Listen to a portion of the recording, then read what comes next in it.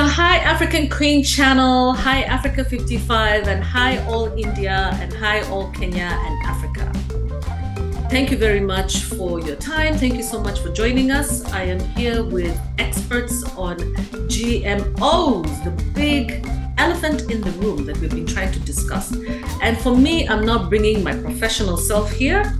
It's no longer just Mo on the go or Maureen Nyagbo. It's now about me being serious and trying to see how we can, at least educate ourselves more about the risks and the benefits, perhaps, if there are any, of GMOs. You need to know what it is, that you're eating, what's going to end up on your plate, and how it's going to affect you. And also how it might affect our countries and our ability, to be competitive in the marketplace.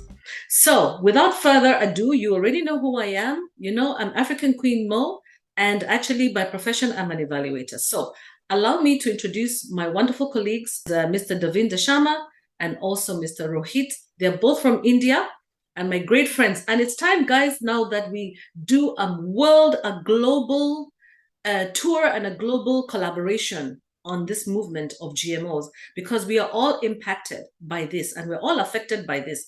Those of us who went to school and who were lucky to go to school have to be there for those who did not go to school, basically, yeah? And for those people who don't really have any knowledge, yeah, we have to try and educate you guys about GMOs and the risks of GMOs. So here we are with the professionals, with the experts, and we would allow them to speak. Thank you so much, Dr. Davinder Sharma. Please introduce yourself and tell us how you have been impacting Africa on GMOs and many other leadership issues. Well, thank you, Maureen, and it's a pleasure speaking to our African friends via this medium. I think it is very important to link up, and it is very important to hold hands. And if you have to really stand up as a global power or as a global community, I think we have to be holding hands, and I think that is very important. So thank you, Maureen, for doing this. When we talk of genetically modified organisms, let's be very clear that GMOs means to put it for those who perhaps have not studied science in their graduations and so on. I think nature actually provides us immense opportunities to improve the varietal diversity that we have, and which means crop diversity. And so it enables the plants or to make improvements or to make crosses within a species. So you cross wheat with the wheat or rice with the rice if you have to improve those varieties, or maize with the maize and so on. But scientists have been able to pick up a gene from some other crop species and insert in another species. So this has not only been inter-species kind of a crosses, but it has also gone beyond not only plants, but also crossing animals with human beings and human beings with plants and so on and so forth. So all these kinds of experiments are going on. But nevertheless, what we are discussing today is genetically modified crops. And how does it impact us, or how does it impact the human health and environment? Well, our work in India has shown that the way these crops were pushed, I would say more surreptitiously, and with all those tall claims that it is going to be, very high yielding, and so therefore it will be, it will be competitive, it will be providing farmers with a higher income, and blah blah blah, all those things. Incidentally, in India, we only have one commercial crop release so far, that is BT cotton, and it has been about 20 years since that crop was released.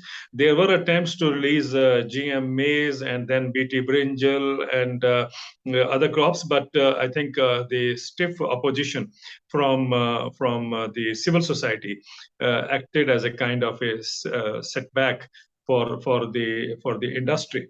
And but now last few days we are also equally under threat, because the regulator, the Genetic Engineering Appraisal Committee in India, GEAC, has given an environmental clearance to GM mustard, a crop which was also an attempt was made to release it in 2003, 2004, and it was then rejected. But then subsequently it came back with a new kind of avatar, And in 2016, again, it was put on hold, but now suddenly we see that an environmental clearance is given. GM mustard is the first food crop genetically modified with that will be introduced in India if everything goes ahead according to what the scientists have planned. But I'm worried because it's not only happening in India. You just see what is happening in Kenya. They have lifted the 10-year ban, and we are asking for GM maize, to be introduced in Kenya. But it's not only in Kenya and India. It's also happening in Indonesia. In Indonesia, there is a pressure now, or the government is at the verge of releasing GM soya, and farmers there are also protesting. Then you go across to Mexico. Mexico is now under tremendous pressure to open up for GM corn from America, and we know that the previous regimes have been opposed to that, and now there's a pressure. So I see a global effort being made now to push GM crops onto unsuspecting populations, and I think this is here we have to see that we understand, create awareness, build up a kind of a narrative that should tell us what is good for us. As a society, it is our science works for society. It's not the other way around. So let us see that if it is good for science, yes, we will welcome it. But if it is not good for science, we must need to stand up and tell the perpetrators of this kind of a technology that this is not what we want. Yeah. So in India, a lot of effort is going on, and I'm sure our young, researcher and activist Rohit would be able to talk more about it. Yeah. Thank you very much, Dr. Sharma, for that wonderful introduction, where you tell us actually that this is a global push for GM technology to be introduced on unsuspecting populations. And what we want to understand is, what are these populations, unsuspecting populations, supposed to know that they don't know about GM technology, and use on our food chain?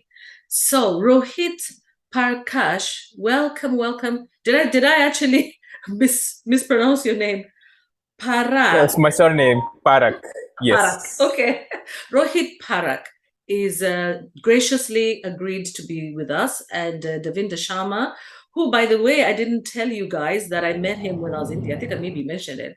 But like I said, he changed my life, literally. And I hope that he changes yours, and now he's introduced a new person, and we really look forward, to what he has to say. Rohit, please take the floor and tell us much more, because you are the expert on GMOs. Tell us a little bit about how you got engaged, and what are the risks of the GMOs? What are the population supposed to know that they don't know? Sure, Maureen.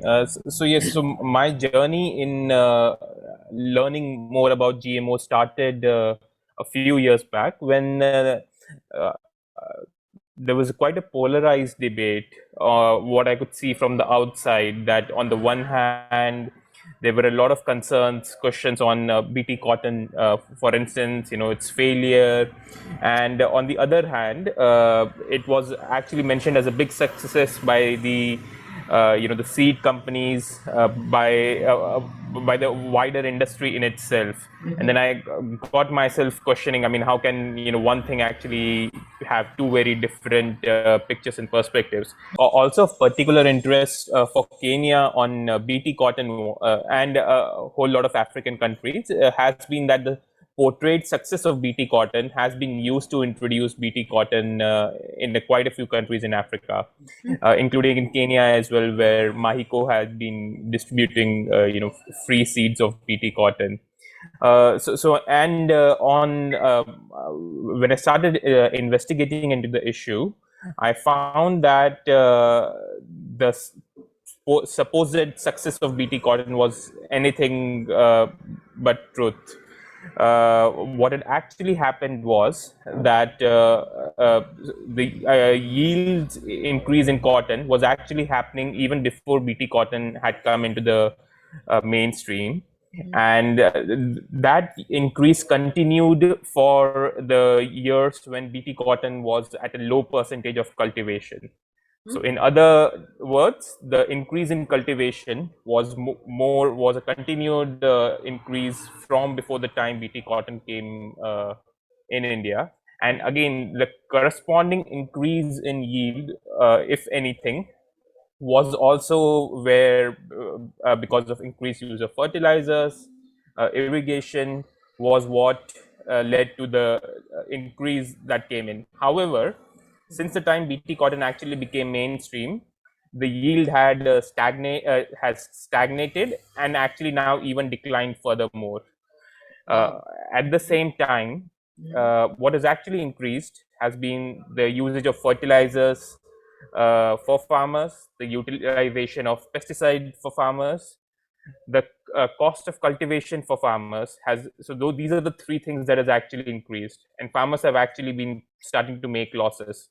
And all of this, what I say, is based on official data. So nothing. What I but having said that, they've been able to misportray this data to communicate something else. So that's been something that I've been quite fascinated by. Okay, so thank you so much, Rohit. So you say that in fact the yields were already increasing prior to the distribution of free BT cotton in Africa and in India.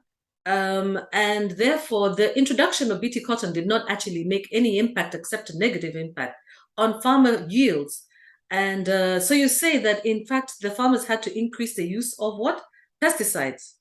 Did you say pesticide or fertilizer? Okay, Pesticides and fertilizers over and 20 years fertilizer. now. But isn't the role of BT cotton to actually reduce the use of pesticides? Because already you're growing a crop that is kind of like a little pesticide by itself, isn't it? You know, by changing Indeed. the DNA of the seed. I don't know. Could Indeed, you explain?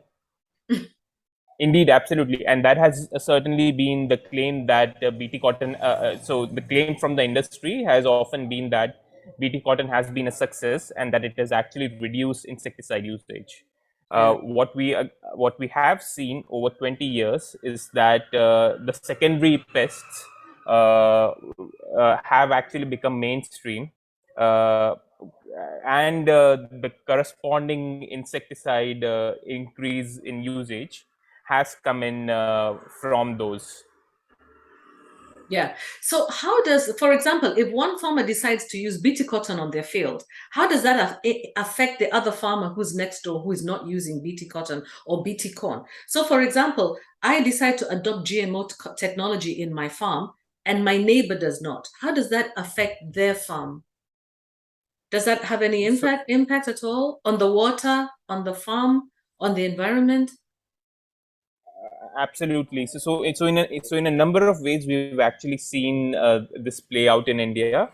One has been that there has actually been contamination in seeds that we have actually been able to see. So often with the GM variety actually contaminating the non-GM variety.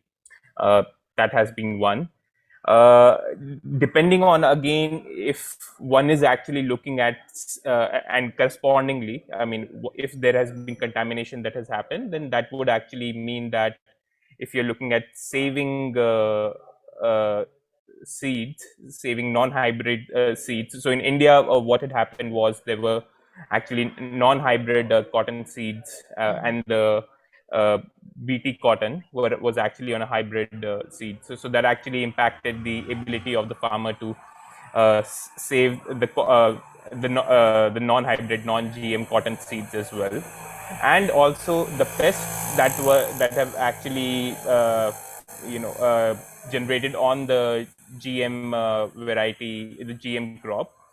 Those pests also have led to a whole lot of impact on the neighboring farmers as well. And the corresponding impact again on, for instance, on pollinators, on honeybees for the GM farmer. Again, I mean, that would actually lead on to those impacts for neighboring farmers, has been what has been reported in India as well. Yeah, I was actually reading, Rohit, and this is also for Davinder. I was actually reading some of, like just, skirting through the information, and they say that, well, these BT crops are safe. They don't affect honeybees. They don't affect butterflies. They don't affect. But is that really true? why are they promoting a narrative that is untrue? If indeed, the pollinators, the natural pollinators are going to be impacted like honeybees, for example. Well, if I may ask, if I may reply, Yes, please. let's be very clear. As you said earlier, that when the technology came in, the promise was that they would reduce pesticide usage, and so they were considered to be environmentally safe. And in fact, the promise was that the world would become much cleaner as far as cropping pattern was concerned because of the less use of pesticides. But in the case of BT cotton, studies now tell us, and we have a central institute in India called the ICR, Central Institute for Cotton Research, which is the national center in Nagpur in India. And they have worked on it, and they have established that the pesticide usage didn't come down. And in fact, a latest study is by Pesticide Atlas 2022. It says very clearly that since the release of BT cotton in India, which was in 2002, the pesticide consumption per hectare has gone up by 37%. So it tells us very clearly that the pesticide usage actually went up, and it didn't come down, A. And B, the promise of, that the yields will, my God, go through the roof or whatever. The CICR, one of the directors of that institute, has done an article for the very well-respected global journal in science called Nature, and in which he writes in 2020 that the yield, that advantage that everyone talks about, which they believe is responsible for the increase in production of cotton in India, actually was not because of the character per se, or the BT cotton character, or the emphasis per se. This is what I think Rohit was also trying to add on. So I think it is very clear that that experiment, which was promising the globe moon, has not delivered results. It was because of area expansion under water irrigation, fertilizer and pesticides and so on, which did the magic. No, anyway, having said that, the way these industries operate also is very fascinating. When the beginning, in the initial years, what the industries would do is they would go to the farmers, tell him if you have a non-BT seed with you or a non-hybrid seed with you, and people would say yes, they have. So then they will make payment and get that seed. So in fact, they got seed from the people, and so nothing alternative seed was left with them. So that is why today we have about 95% plus area under cotton, which is under BT cotton. So because I was recently in Andhra Pradesh in South India, and many farmers came up to me and wanted to complain about the failure of BT cotton in one district. So I said, why do you think that this crop is failing? And they said, now the insect that it was supposed to be resistant, which is called pink bollworm, has become susceptible to it. And so therefore it's a crop failure. But the interesting part is when I asked them, don't you have alternate seeds? They said, no, we don't have.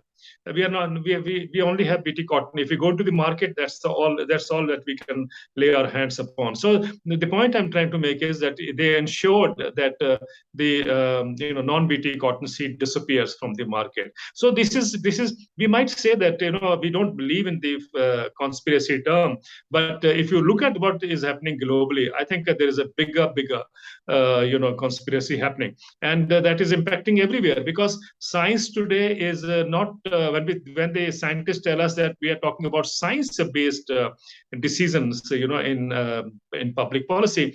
Why is it that they refuse to come, or they are reluctant to come and face the civil society people, leaders, who are also talking or basing their arguments on science itself?